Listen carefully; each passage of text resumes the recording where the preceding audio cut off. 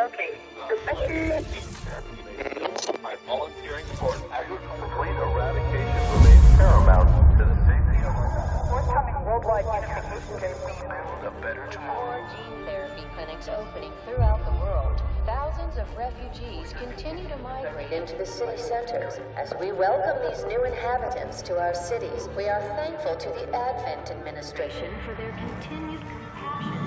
Reports of rebel activity at the gene therapy clinic in Paris. To ensure your safety. So XCOM 2 is a lot different than XCOM 1. With 2, we've taken an approach that you lost and you never got out of conventional weapons, so it's a pretty different take on a sequel.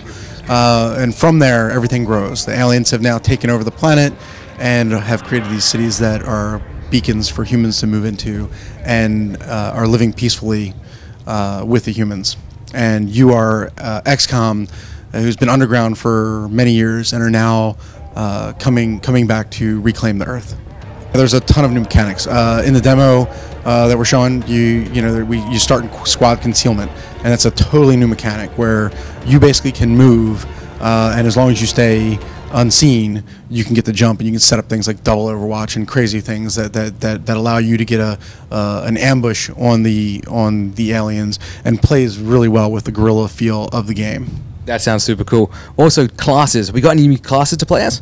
Yeah, there's a bunch of new stuff. Class-wise, in the demo, we're really showing off the Ranger and the Specialist. The Ranger is a melee soldier, and their secondary weapon is a sword, and they get up real close with you. And the Specialist has a drone, a gremlin that flies around and allows them to do like a ranged attack or any other ability, but it's their secondary weapon is this robot that kind of rolls out and has all sorts of offensive and defensive capabilities. In XCOM 1, there was a plethora of enemies just to turn you to mush. Can we expect new this time? And we can expect more. So yeah, oh yeah, lots more. So there's a lot more enemies in 2, but yeah, there are a ton, and there's still a menagerie. And then on top of it, we've got this group of enemies that are also called the Advent. And they have in the demo we were seeing the trooper and the captain, and also a mech, and so they have their own robot that kind of runs around and terrorizes you and is big and nasty and not something you want to get in a tangle with. So yeah, we got a bunch of different stuff. We showed off with aliens. We showed off the Viper, which is a snake lady that actually can grab you with her tongue and pull you out of cover and then bind you and strangle you. And we've seen the Berserker as well, which is back from EU and is a big brooding beast of a female alien that comes out, and much like the Berserker in EU, but this one's scale is significantly larger, and she's not something that you want to meet in Dark Alley either. So yeah, we've showed off a bunch of new stuff. Now, since you're the art director, let's talk pretty. This game is so pretty. Well, I like to hear that. Yeah, so with 2, we've gone, we've rewritten the engine in a lot of ways. We've changed the render, and we've got deferred lighting and physically based rendering for materials.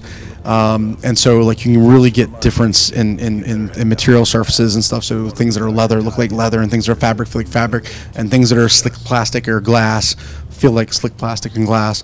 And so again, with having these gleaming white, sort of pretty shiny cities, then you contrast that with the more textile nature of XCOM, and that can really show that. You can really see it. Everything in 2 has amped as far as the fidelity of what you're seeing. The characters have more geo. The animation has more fidelity. The textures have more depth, and so you can start seeing all this detail and all this richness that was really nice in XCOM 1. We've really pushed forward in XCOM 2, and so again, really trying to get this player immersion and this the sense of depth in the game for the player.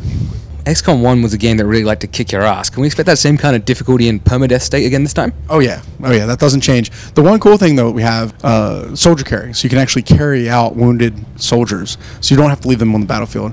On top of that, you can actually call and place your evac zone for the Sky Ranger to come in and actually pull you out. So if one of your soldiers gets wounded or critically hit, you don't have to leave them behind. You can actually pull them out and take all their gear with you. That makes it so much more or less anxiety ridden for me, because that was insane. But that's still a choice. That's still a choice. You're going to still have to make a choice as to whether or not you kind of compromise yourself by carrying your comrade out, or whether or not you leave them on the battlefield. So it's definitely a game of choices.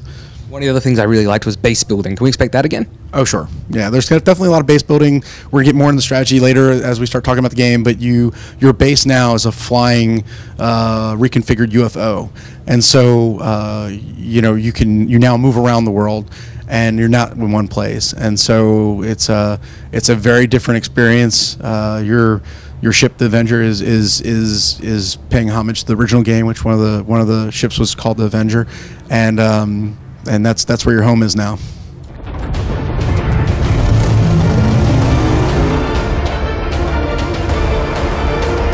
Welcome back, Commander.